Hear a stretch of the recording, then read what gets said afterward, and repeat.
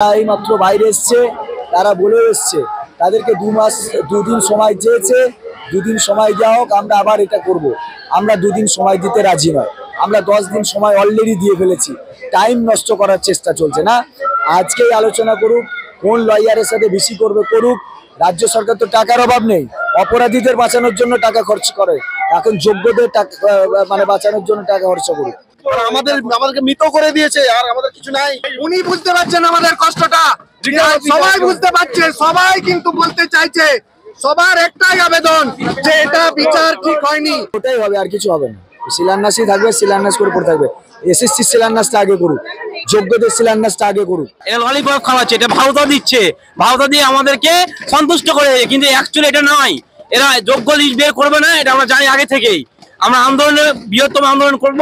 এখন আমরা রাস্তা বসে থাকবো, এখানে বসে থাকবো আমরা।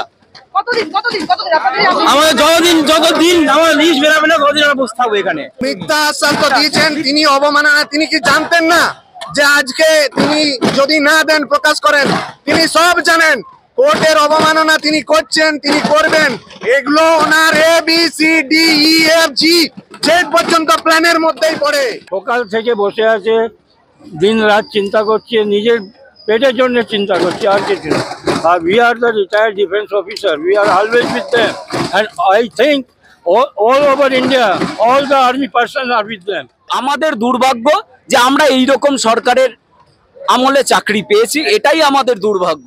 এই সরকার এলে আমাদের রাস্তায় বসিয়েছে। আমাদের আজকে থাকার কথা স্কুলে, আমরা ছেলে মেয়েদের পড়াতে চাই, আমরা যোগ্য। আমাদের প্রতিটা পদ্ধতি নির্দিষ্ট সুনির্দিষ্ট পদ্ধতিতে আমরা চাকরি পেয়েছি। তাই আমাদের এই যোগ্যদের সম্মান ফিরিয়ে দিয়ে এই চাকরি আমাদের ফিরিয়ে দিতে হবে। নাটক করছে পুরোপুরি আমাদের সঙ্গে লাস্ট বিকাশ ভবনে যে বসে যে আলোচনা হয়েছিল, আজকে এসে দেখলাম চিত্র উল্টো।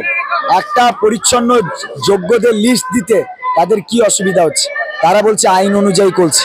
দেখাক সুপ্রিম কোর্ট মানা করেছে, দেখাক হাইকোর্ট মানা করেছে। তারা নিজেরা হলফনামা দিয়েছে সুপ্রিম কোর্টে, নিজেরা হলফনামা দিয়েছে হাইকোর্টে। তাহলে আজকে তাদের এই এই মতিভ্রম কি করে হলো যে তারা বলছে থার্ড কাউন্সিলিং এর পর থেকে সব অবৈধ, তাদের নাম দেবো না। তার মানে কি, যারা অবৈধভাবে পেয়েছে চাকরিটা তাদেরকে টার্মিনেশন লেটার দিতে হবে। তাই তাদেরকে গার্ড করার জন্য, তাদেরকে বাঁচানোর জন্য কিছু সংখ্যক টেন্টেড ক্যান্ডিডেটদের বাদ দিয়ে দিতে চাইছে, যাতে তাদেরকেও শান্ত করা যায় যে শুধু তোমাদের বাদ দিইনি, ওদেরও বাদ দিয়েছি। এই নাটকবাজি চলবে না। আমাদের স্পষ্ট দাবি একটাই, আজকে ওরা ডিসিশন নিক, আজকেই ডিসিশন নিতে হবে। কোন লয়ারের সাথে আলোচনা করবে আজকেই দিক, ইমিডিয়েট নোটিফিকেশন জারি করুক যে যোগ্যদের লিস্ট আমরা আজকেই প্রকাশ করব। কোনো কাউন্সিলিং এর গল্প ছাড়ো। ধন্যবাদ।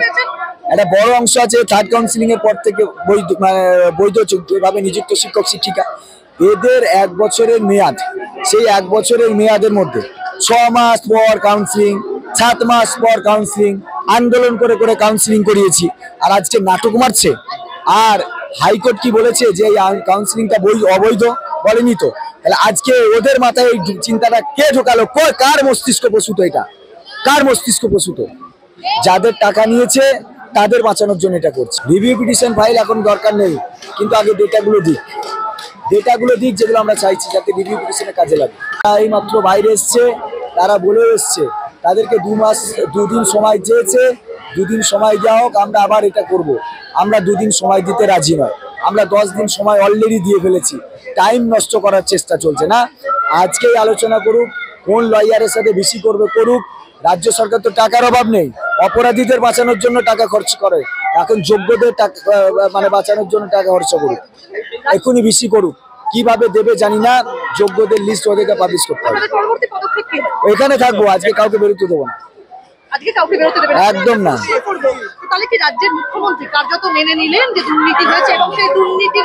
মানতে তো বাধ্য, দুর্নীতি তো হয়েছে। এখন ভালো করে অন্যায় স্বীকার মেনে কান ধরে যারা অযোগ্য নেই, বৈধভাবে নিযুক্ত হয়েছে, তাদেরকে আগে জায়গা করে দিই। দায়িত্ব অবশ্যই সরকারের, অবশ্যই এসএসসি। তারা কেন এই ডবল গেম খেলছে? কেন স্পষ্ট স্বীকারোক্তি দিতে পারছে না? বারবার আমাদের নিয়ে ছিনিকে নিকালা হচ্ছে এতগুলো জীবন নিয়ে। ওটাই হবে, আর কিছু হবে না। শিলান্যাসই থাকবে, শিলান্যাস করে পড়ে থাকবে। এসএসসি শিলান্যাসটা আগে করুক, যোগ্যদের শিলান্যাসটা আগে করুক। হাতাহাতিতে কখন জড়িয়েছে, কবে জড়িয়েছে? হ্যাঁ, অনেক কিছু বলবে তখন। পুলিশ তো চোরদের ধরতে পারছে না, যাদের জন্য চুরি যাদেরকে চাকরি দিয়েছে তাদেরকে মারতে আসছে, তাদের নামে কেস দিচ্ছে।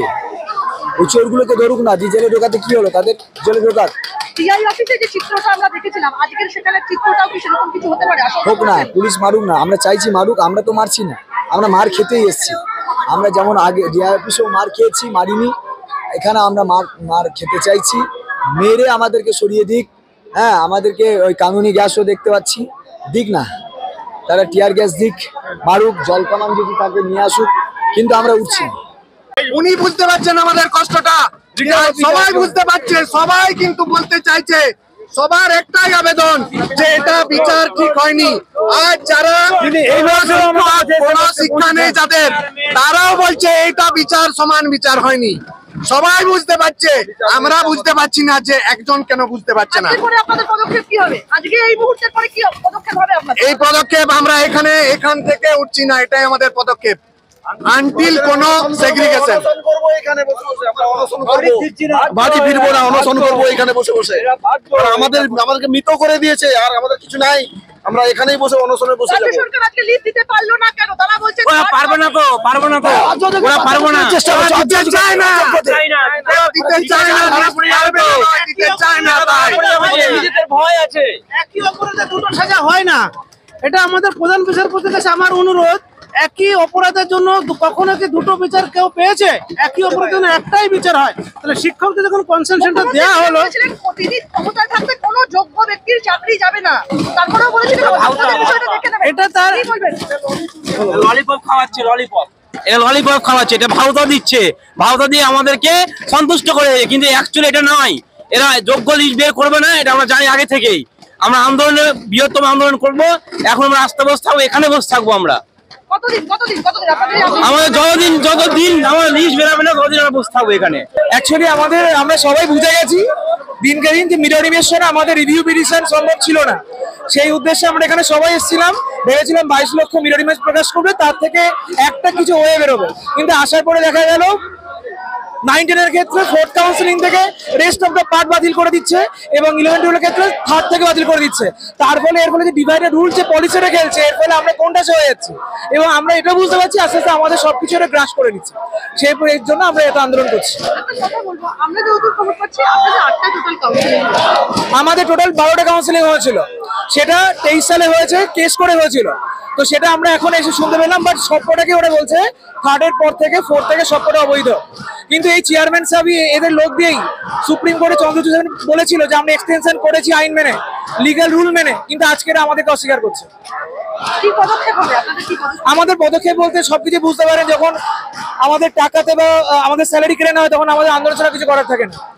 আমাদের হুঙ্কার ছাড়া কি উপায় আছে বলুন আমাদের কাছে? আর কত নিচে নামাবে সরকার? অবশ্যই তাদের মধ্যে আমাদের চিন্ময় স্যার, উনি 4th আছেন, আমি নিজে 6th কাউন্সিলিং এ আছি। এবার আমার একটাই পয়েন্ট হচ্ছে, কাউন্সিলিং ফ্যাক্টর নয়, রাজ্য সরকার নোটিশ দিয়ে আমাকে ডেকেছে, আমি তো যাইনি তার কাছে আমাকে চাকরি দেওয়া টাকার বিনিময়ে। আমাদেরকে ডেকেছে, আমরা গেছি, এবং আমাদের যে র্যাঙ্ক ছিল সেই অনুযায়ী সবাই দেখেছে, সবার হাতে লিস্ট আছে যে কার পরে কে আসছে, সে অনুযায়ী আমরা গেছি, সসম্মানে চাকরি করেছি, 5-6 বছর চাকরি করেছি, এখন আমাদের দিতে হবে। আর যদি না দেয়, এই অযোগ্য সরকার নিপাত যায়। এরা কারোর ভালো চায় না। এই যে পুলিশ অফিসার, এদের চামড়া এদের খুলে নেবে, এরা এদিকে স্বার্থ মিটে যাবে, এই তো ব্যাপার। আজকে এনাদের ব্যবহার করছে, কালকে এনাদের ড্রেস গুলো খুলে নেবে। হ্যাঁ, আজকে আমাদের ব্যবহার করছে, কালকে ওনাদের ব্যবহার করে ছুঁয়ে ফেলে দেবে। দিনের পর দিন প্রতিশ্রুতি, আমরা কোনো রকম কোনো সুরাহা পাইনি, এখনো পর্যন্ত কোনো রকম কোনো সুরাহা পাইনি। দ্বিচারিতা কথাবার্তা, কোনো কথাবার্তার মধ্যে কোনো স্পষ্টতা নেই। আমরা অবস্থান করছি, যতক্ষণ আমাদের অবস্থান পূরণ হচ্ছে আমাদের দাবি, ততক্ষণ আমরা এখানে থাকছি। মানে নিজেদেরকে বলতে লজ্জা, আমরা শিক্ষক, আজকে রাস্তায় দাঁড়িয়ে আছি, এখন থাকার কথা আমাদের স্কুলে, আমরা দাঁড়িয়ে আছি কোথায়? এখানে আন্দোলন করছি, গন্ডগোল করছি, মারামারি করতে এসেছি এখানে আমরা। আমাদের হাতে থাকার কথা পেন, আমাদের হাতে পেন নেই আমাদের হাতে, আমাদেরকে পুরো রাস্তায় নামিয়ে দিয়েছে আমাদেরকে। রাজ্য সরকারের দায়, এটা পুরোপুরি রাজ্য সরকারের দায়, এসএসসির দায় পুরোপুরি। চুরি করেছে সরকার, তার দায় পুরোপুরি আমাদের উপর চাপিয়ে দিচ্ছে। যারা চুরি করলো তারা এসি ঘরে বসে আছে, আমরা কি করলাম? আমাদের কাউন্সিলিং এ ডেকেছে, আমাদের কাজ হচ্ছে নোটিফিকেশন অনুযায়ী আমরা ফর্ম ফিল আপ করলাম, পরীক্ষার ডেট ঘোষণা হলো, পরীক্ষা দিলাম। এবারে এখানে কি হবে না হবে আমরা কি করে জানবো? আমাদের তো এখতিয়ারের বাইরে এই জায়গাটা। এবার এরা কিভাবে কাউন্সিলিং করবে, কিভাবে এরা খাতা দেখবে, কিভাবে এরা ক্লোজ ডোর করবে না ওপেন টেন্ডার করবে, সেটা তো আমাদের দেখার বিষয় নয়। আমরা যোগ্যতার ভিত্তিতে চাকরি পেয়েছি। চুরি যদি করে থাকে এসএসসি অফিসে যারা বসে আছে তারা চুরি করেছে, তাদের কোনো অধিকার নাই এখানে বসে থাকার। তাদের অবিলম্বে সমস্ত যতজন এখানে কর্মী আছে সমস্ত জনকে আজ এখান থেকে ইস্তফা দিয়ে দেওয়া উচিত। শিক্ষামন্ত্রী যেভাবে এর আগে দিন একদিন মিটিং হয়েছিল, যেভাবে কথা বলেছিল, সেখানে আমাদেরকে প্রতিশ্রুতি দিয়েছে একরকম, কিন্তু ভেতর ভেতর কাজ করছে অন্যরকম, আমাদের বিরুদ্ধে সবসময় কাজ করছে। আমরা শিক্ষামন্ত্রী, মুখ্যমন্ত্রী সবার কাছ থেকে শুধু আশ্বাসই পেয়ে গেছি, আশ্বাস ছাড়া আর কিছু পাইনি। এখনো পর্যন্ত তার বাস্তব রূপায়ণ আমরা দেখতে পাইনি। হ্যাঁ, বাস্তবে আমি এখনো পর্যন্ত আমরা এতজন আজকে পথে বসে আছি, আজকে টিচাররা পথে বসে আছে, কিন্তু তার বাস্তব রূপ আমরা দেখতে পাইনি। শুধু কথার মাধ্যমে আমাদের আন্দোলনকে স্তীমিত করে দেওয়ার চেষ্টা করছে, যে শুধুমাত্র যে সব আমাদের দেওয়া হবে, সমস্ত কিছু আমরা সুযোগ সুবিধা পাবো। আজকে 7 বছর চাকরি করার পরে আমাদের অনিশ্চিত চাকরি, আমরা চাকরি অনিশ্চিত কি আমাদের চাকরি হারা, আজকে আমাদের চাকরিটা নেই। মিথ্যা আশ্বাস তো দিয়েছেন, তিনি অবমাননা, তিনি কি জানতেন না যে আজকে তিনি যদি না দেন, প্রকাশ করেন, তিনি সব জানেন। কোর্টের অবমাননা তিনি করছেন, তিনি করবেন। এগুলো ওনার ABCDEFG জেড পর্যন্ত প্ল্যানের মধ্যেই পড়ে। আজকে পথে বসানো এটাও প্ল্যান, ওনার প্ল্যান। আজ পৃথকীকরণ এটাও ওনারই প্ল্যান। সকাল থেকে বসে আছে, দিন রাত চিন্তা করছে, নিজের পেটের জন্য চিন্তা করছে, আর কিছু না। আর we are the retired defence officer, we are always with them, and I think all over India, all the army personnel are with them. All the army personnel are with them. But there is a question. যেহেতু উপর থেকে সব কিছু গ্রহণ করা হয়, সেই জন্য যত পর্যন্ত অর্ডার আসবে না এসব ঠিক হবে না। উপর থেকে অর্ডার এলেই দেখবেন মিলিটারি এসে কি করে দেবে এদের জন্য। আপনি একজন পৌর নাগরিক, রাজ্যের শিক্ষা defence officer, retired defence officer Binoy Kumar. যে পার্সেন্টেজ বেশি, করাপশনটা কি আমরা বলেছিলাম করতে? আমরা তো কোনোভাবে বলিনি যে আমরা করাপশন করব, বা কোথায় টেন্ডার ওপেন ঘরে হচ্ছে না বদ্ধ ঘরে হচ্ছে তার প্রসেস আমরা কি করে জানবো? ওএমআর ডিস্ট্রয় হচ্ছে কি হচ্ছে না, সংরক্ষণ করা হচ্ছে, তার প্রসেস আমরা কি করে জানবো? একটা সাধারণ ক্যান্ডিডেট অ্যাডভার্টাইজমেন্ট বেরোনো থেকে পুরো চাকরি পাওয়া পর্যন্ত, মানে এমপ্যানেল হওয়া পর্যন্ত, তার পক্ষে জানা কি সম্ভব নিয়োগকর্তা কি করছে? তাহলে নিয়োগকর্তার দুর্নীতির দায় আমরা কেন নেব, এবং কোনটা দ্বিচারিতা তারা যে করছে তার ফল আমরা ভোগ করছি। তারা ঠান্ডা ঘরে বসে রয়েছে। আজকে আমাদের আপনাদের যে পরিণতি, আজকে এই সময় সাধারণত অফিস থেকে ফেরার সময় একদম করুণাময়ী মোড়ে বসে রয়েছে, একদম নিজেদের যোগ্যতার দাবি রাখতে হচ্ছে, যোগ্যতার দাবি রাখতে হচ্ছে। মানে আমাদের দুর্ভাগ্য যে আমরা এইরকম সরকারের আমলে চাকরি পেয়েছি, এটাই আমাদের দুর্ভাগ্য। এর থেকে দুর্ভাগ্য আর কিছু হতে পারে না। আমাদের মধ্যে আপনি সবাইকে জিজ্ঞেস করুন, প্রচুর গ্রুপ সি, আমার নিজের বিএসসি, এরকম প্রচুর আছে। এমনকি গ্রুপ ডি কর্মচারীরা তারাও এমএসসি পিএইচডি সমস্ত কিছু রয়েছে। তো কোয়ালিফিকেশনের দিক থেকে আমরা কোনো অংশে কম নয়। আমরা শুধু যোগ্য না, যোগ্যতম। কেন কি 18 লাখ পরীক্ষার্থীর মধ্যে থেকে আমরা বাছাই পড়বে আমরা এইখানে দাঁড়িয়ে রয়েছি। আমাদের অ্যাসিড টেস্ট বাক কমিটিতে হয়েছে, আমাদের অ্যাসিড টেস্ট সিবিআইতে হয়েছে, যেটা ভারতের সর্বোচ্চ সংস্থা তদন্তকারী। তো সেটাকেও মানা হচ্ছে না, তাহলে মানবেনটা কি? আমরা সমস্ত রকমের যোগ্যের পরীক্ষা দিয়েছি, সমস্ত রকম দিয়েছি, আর আমরা কোনো পরীক্ষায় বসবো না, আমরা কোনো পরীক্ষা হবে না, আমরা যোগ্য অযোগ্য লিস্ট চাই। এটা মানে কোনোভাবে মানতে পারছি না। একই বিচার ব্যবস্থার মধ্যে একই জায়গায়, যেখানে 16, 14 আর 16 যে রুলস অনুযায়ী, যেখানে সমতার আইনে যে পুরো প্যানেলটা ক্যান্সেল করা হলো, সেখানে সেই আইনের সেইখানেই একই জায়গায় শিক্ষকদের সঙ্গে শিক্ষক কর্মী যারা মানে একটা শিক্ষক, একটা ব্যবস্থার মধ্যে শিক্ষক কর্মী ছাড়া, যেখানে একজন শিক্ষক যদি শুধু স্কুলের শুধু তারা ক্লাস নিয়ে থাকে, একজন শিক্ষাকর্মীর মিসলিনিয়াস টাইপের তাদের কাজকর্ম করতে থাকে। একজন শিক্ষাকর্মী যে কোনো কন্যাশ্রী থেকে শুরু করে বিভিন্ন সবুজ সাথী থেকে শুরু করে যে কোনো কর্ম, যে কোনো সবকিছু যে বাস্তবায় যে কোনো করার ক্ষেত্রে তাদের সব থেকে অবদান বেশি থাকে, সেগুলো একজন গ্রুপ সি কর্মী। সার্টিফাইড লিস্ট পাচ্ছি, আমরা এই রাজপথ ছাড়বো না এবং কাউকে ছাড়তে দেবো না। আমাদের কাউন্সিলিং হয়েছে, আমাদের তো এত কিছু দেখার দরকার নেই। আমরা চাকরি পেয়েছি, কাউন্সিলিং হয়েছে, চাকরি পেয়েছি। ওনারা এত কিছু করেছে দুর্নীতি, তারপরে কি আমরা তাই? আমাদের যতদিন না ওরা ফ্রেশ লিস্ট দেবে, টেন্টেড আনটেন্টেড আলাদা করবে, তার যতগুলো কাউন্সিলিং হয়েছে সবার লিস্ট দিতে হবে, ততক্ষণ আমরা সার্টিফাইড করে দেবে। আমরা সিবিআই লিস্ট মানবো না, আর এখানেই বসে থাকবো। তারপরে যা হয় আমরা লড়ে যাচ্ছি, দেখুন ঠিক আছে, আমরা লড়ার ভয় পাচ্ছি। ওনারা যদি মনে করেন আমাদের মারবে মারুক, আমাদের কিছু যায় আসে না। আমাদের হকের দাবি ফিরিয়ে দিতে হবে। এই সরকার এনে আমাদের আজ রাস্তায় বসিয়েছে, আমাদের আজকে থাকার কথা স্কুলে। আমরা ছেলে মেয়েদের পড়াতে চাই, আমরা যোগ্য, আমাদের প্রতিটা পদ্ধতি নির্দিষ্ট সুনির্দিষ্ট পদ্ধতিতে আমরা চাকরি পেয়েছি। তাই আমাদের এই যোগ্যদের সম্মান ফিরিয়ে দিয়ে এই চাকরি আমাদের ফিরিয়ে দিতে হবে। সরকার, এসএসসি বোর্ড সবার ভূমিকাই, সবাই দুর্নীতিতে জড়িত, আর নিজেদের দুর্নীতি ঢাকার জন্য আজ আমাদেরকে এভাবে ফোন করা হচ্ছে। আমরা মানব না। Absolutely right.